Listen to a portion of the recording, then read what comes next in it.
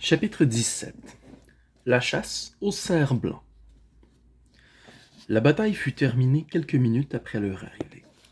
La plupart des ennemis avaient été tués lors de la première attaque lancée par Aslan et ses compagnons. Et lorsque ceux qui étaient encore vivants apprirent que la sorcière blanche était morte, soit ils se rendirent, soit ils prirent la fuite. Ensuite, Lucy aperçut Peter et Aslan qui se serraient la main. Cela lui fit une impression étrange de voir Peter sous son aspect actuel. Son visage était tellement pâle et sévère qu'il avait l'air beaucoup plus âgé.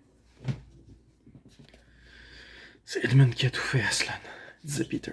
« Sans lui, nous aurions été battus. La sorcière était en train de changer nos troupes en pierre, à droite et à gauche. Rien ne l'aurait arrêté. Malgré 3 ogres, il se frayait un chemin vers l'endroit où elle était occupée à transformer l'un de vos léopards en statue. Quand il arriva, il eut l'intelligence de donner un coup d'épée sur sa baguette au lieu de l'attaquer directement, ce qui aurait valu d'être changé en statue. C'était l'erreur que tous les autres commettaient. Une fois sa baguette brisée, nous commençâmes à avoir quelque chance, si seulement nous n'avions pas subi autant de pertes auparavant. Il a été terriblement blessé. Nous devons aller le voir. Ils trouvèrent Edmund, gardé par Madame Castor, un peu en retrait du champ de bataille. Il était couvert de sang, sa bouche était ouverte, et son visage avait une couleur verdâtre. « Vite, Lucy, » dit Aslan. Et alors, pour la première fois, Lucy se souvint du précieux cordial qui lui avait été donné comme cadeau de Noël. Ses mains tremblaient si fort qu'elle put à peine dévisser le bouchon, mais elle y parvint enfin, et versa quelques gouttes dans la bouche de son frère. « Il y a d'autres blessés, » dit Aslan, tandis qu'elle scrutait anxieusement le visage pâle d'Edmund pour voir si le cordial faisait de l'effet. « Oui, je sais, » répondit Lucy, un peu irritée. « Attendez une minute. »« Fille d'Ève, » dit Aslan d'une voix très grave, « d'autres sont sur le point de mourir. Est-ce que davantage de gens doivent mourir pour Edmund? »« Je suis désolée, Aslan, » dit Lucy qui se leva et partit avec lui. Et ils furent occupés pendant une demi-heure. Elle soignait les blessés pendant qu'ils rétablissaient ceux qui avaient été changés en statues. Quand enfin elle eut la liberté de retourner voir Edmund, elle le trouva sur ses pieds, non seulement guéri de ses blessures, mais paraissant mieux qu'il ne l'avait été depuis des siècles en réalité. Depuis son premier trimestre dans cette horrible école où il avait commencé à s'engager sur le mauvais chemin. Il était redevenu lui-même et pouvait vous regarder dans les yeux. Et là, sur le champ de bataille, Aslan le fit chevalier. « Est-ce qu'il sait, » chuchota Lucy à l'oreille de Susan, « ce qu'Aslan a fait pour lui? C'est-il ce qu'était véritablement l'arrangement avec la sorcière? »« Oh, chut, bien sûr que non, » répondit Susan.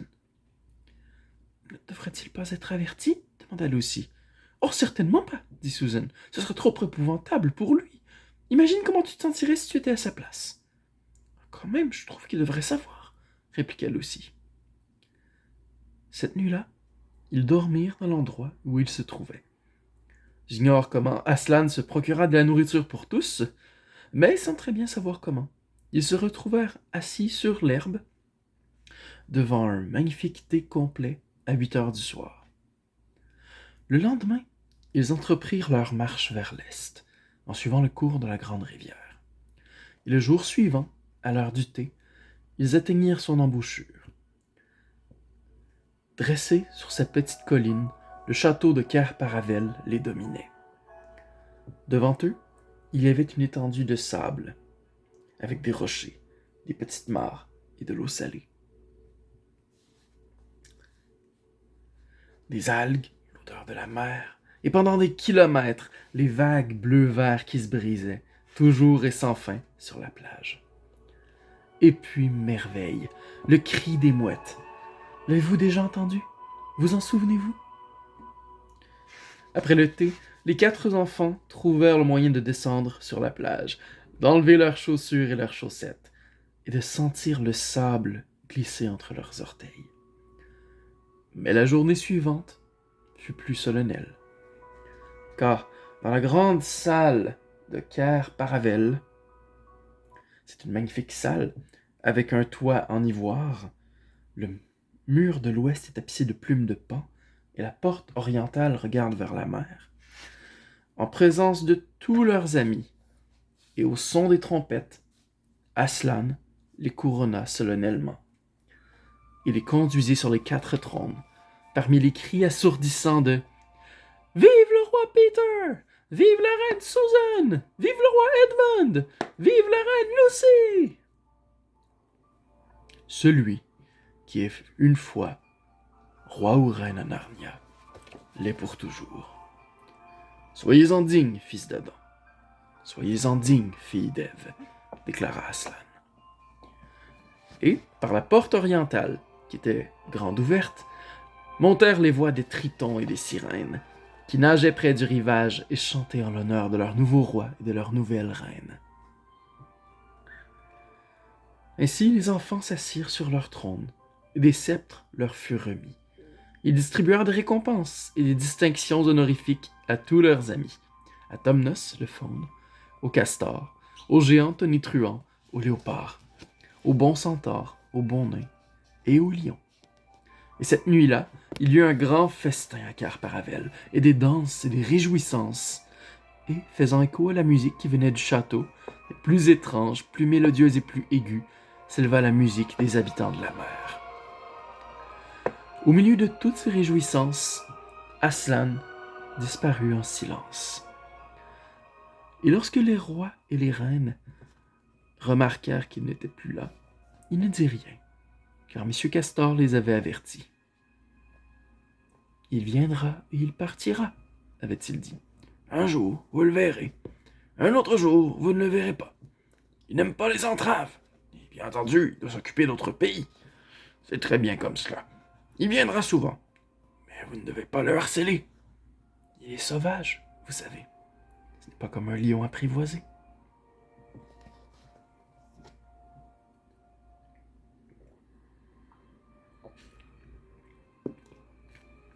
Et maintenant, comme vous voyez, cette histoire est presque terminée, mais pas complètement. Ces 2 rois et ces 2 reines gouvernèrent bien Narnia, et pendant longtemps, et leur règne fut heureux. D'abord, ils consacrèrent la majorité de leur temps à rechercher les fuyards de l'armée de la sorcière blanche et à les supprimer. Et bien entendu, l'on entendit souvent parler de créatures mauvaises qui se terraient dans les parties les plus sauvages de la forêt. L'apparition d'un spectre, ici, un meurtre là, le passage d'un loup-garou, un mois et d'une vieille carabosse le mois suivant. Mais finalement, toute cette immonde canaille fut écrasée. Ils firent des lois justes. Ils maintinrent la paix. Ils empêchèrent les bons arbres d'être coupés sans nécessité, permirent aux jeunes nains et aux jeunes satyres de ne pas aller en classe. Ils s'opposèrent généralement aux fâcheux et aux importuns. Ils encouragèrent les gens simples, qui voulaient vivre sans histoire.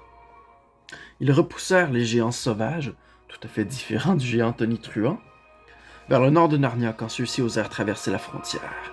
Ils firent amitié et conclurent une alliance avec les pays situés au-delà de la mer. Ils leur firent des visites officielles et les reçurent en visites officielles. Eux-mêmes grandirent et changèrent au fur et à mesure que les années passaient. Peter devint un homme grand, vigoureux et un valeureux guerrier. Et l'on appela le roi Peter le Magnifique. Susan se transforma en une jeune femme gracieuse et élancée, avec une chevelure noire qui lui tombait presque aux pieds. Et les rois des pays situés au-delà de la mer commencèrent à envoyer des ambassadeurs pour la demander en mariage, et on l'appela la reine Susan la Douce. Edmund était un homme plus grave et plus silencieux que Peter. Il était imposant au conseil et sage pour rendre la justice. On l'appela le roi Edmund le Juste. Quant à Lucy, elle était toujours gaie avec ses boucles d'or, et tous les princes avoisinants souhaitaient qu'elle soit leur reine, et son peuple l'appelait la reine Lucy la Vaillante.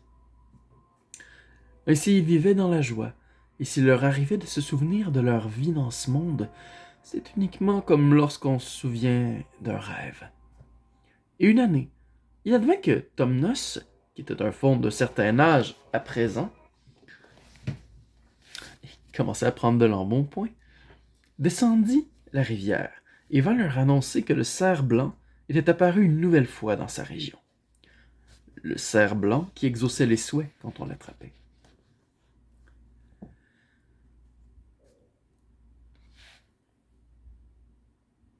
Alors ces deux rois et ces deux reines, en compagnie des principaux membres de leur cour, partirent à cheval avec des trombes et des chiens dans les bois de l'ouest pour suivre le cerf blanc. Ils n'avaient pas chevauché longtemps que, bientôt, ils l'aperçurent. Il les mena à vive allure par des terrains tour à tour accidentés, ou au contraire très plats, à travers des bosquets touffus ou clairsemés. À la fin, les chevaux de tous les courtisans furent exténués, et seuls les 4 rois et reines le suivirent. Ils virent le cerf entrer dans un fourré, où leurs chevaux ne purent pas s'engager. Alors, le roi Peter dit, il parlait d'une manière complètement différente maintenant, puisqu'ils étaient rois et reines depuis si longtemps. « Nobles compagnons, descendons de cheval, et suivons cet animal dans le fourré, car de toute ma vie, je n'ai jamais chassé un gibier plus noble. »« Sire, dirent les autres, nous ferons de même. » Ils en mirent donc pied à terre, attachèrent leurs chevaux aux arbres, et pénétrèrent, à pied, dans l'épais bosquet. Et dès qu'ils y furent entrés, la reine Susan s'écria. « Nobles amis, voici un grand prodige. Il me semble que je vois un arbre de fer. »« Madame, répondit le roi Edmund, si vous regardez attentivement, vous verrez que c'est une colonne de fer, surmontée d'une lanterne. »« Par la crinière du lion, dit le roi Peter, quel étrange dispositif. Installer une lanterne là où les arbres s'entremêlent si étroitement autour et au-dessus d'elle que, même si elle était allumée, elle ne donnerait de lumière à personne. »« Sire, remarqua la reine Lucy, selon toute vraisemblance, lorsque ce pilier et cette lampe furent installés ici, les arbres étaient plus petits, ou moins nombreux. Peut-être même n'y en avait-il pas, car ce bois est jeune et ce pilier est vieux. » Ils continuèrent à le regarder. Puis le roi Edmund dit « Je ne sais pas pourquoi, mais cette lampe sur le pilier me bouleverse étrangement. J'ai la curieuse impression de l'avoir déjà vue. Peut-être dans le rêve ou dans le rêve d'un rêve. »« Sire, répondirent-ils tous ensemble, nous éprouvons le même sentiment. »« Un sentiment peu puissant encore, précisa la reine Lucy, car je ne peux chasser de mon esprit l'idée que, si nous allons au-delà de ce pilier et de cette lanterne, nous rencontrerons d'étranges aventures, ou alors quelques bouleversements de nos fortunes. »« Madame, dit le roi Edmund, une inquiétude semblable étreint mon cœur. »« Et le mien aussi, noble frère, dit le roi Peter. »« Et le mien également, renchérit la reine Susan. C'est pourquoi je conseille que nous retournions vivement près de nos chevaux, et que nous abandonnions la poursuite du cerf blanc. »« Madame, rétorqua le roi Peter, veuillez, je vous prie, m'excuser. Jamais, depuis que nous sommes tous les 4 rois et reines à Narnia, nous n'avons abandonné une noble action, une fois que nous l'avions entreprise, que ce soit des batailles, des quêtes, des faits d'armes, des actes de justice ou autres. Au contraire, nous avons toujours achevé ce que nous avions commencé. »« Ma sœur, observa la reine Lucy, mon royal frère dit vrai. Il me semble que nous devrions être couverts de honte si pour quelque crainte ou prémonition nous renoncions à suivre un gibier si noble, maintenant que nous l'avons couru. »« C'est également mon opinion, dit le roi Edmund, et je désire tellement trouver la signification de cette énigme que je ne voudrais pas m'en retourner, même si l'on m'offrait le joyau le plus précieux de tout Narnia et de toutes les îles. »« Alors, par le nom d'Aslan, répondit la reine Susan, c'est tel est notre devoir qu'il en soit ainsi, et acceptons l'aventure qui nous attend. » Ainsi ces rois et reines entrèrent dans le fourré, et avant qu'ils n'y aient fait quelques pas, ils se rappelèrent tous que la chose qu'ils avaient vue s'appelait un réverbère. Et avant qu'ils n'aient fait 20 pas de plus, ils remarquèrent qu'ils se frayaient un passage, non pas à travers des branches, mais à travers des manteaux. L'instant suivant, ils jaillirent tous par la porte de l'armoire dans la pièce vide. Ils n'étaient plus roi et reine dans leurs atours de chasse, mais simplement Peter, Susan, Edmund et Lucy dans leurs vieux habits. C'était exactement le jour, c'était exactement l'heure à laquelle ils étaient tous entrés dans l'armoire pour se cacher. Madame Macready et les visiteurs parlaient encore dans le couloir. Mais heureusement, ils n'entrèrent pas dans la pièce vide, et les enfants ainsi ne furent pas pris. Et cela aurait été vraiment la fin de l'histoire, s'ils n'avaient pas ressenti l'obligation d'expliquer au professeur pourquoi 4 manteaux manquaient dans son armoire. Et le professeur, qui était un homme remarquable, ne leur dit pas « Soyez pas sourds, racontez pas de mensonges !»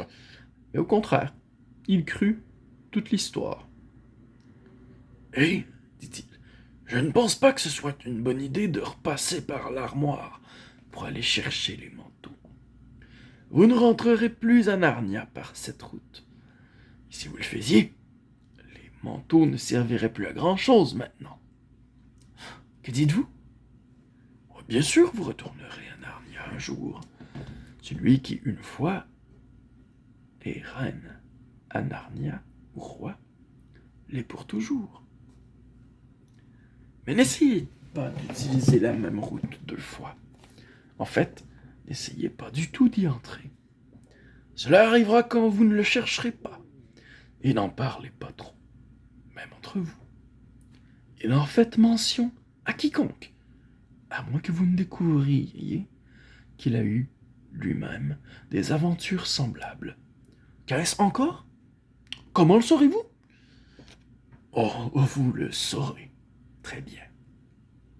Des paroles bizarres, et même ses regards laisseront échapper le secret. Soyez attentifs. Dieu me bénisse, que leur enseigne-t-il dans ces écoles? Et voici, vraiment, la fin des aventures de l'armoire. Mais si le professeur a bien raison, ce n'est que le début des aventures à Narnia.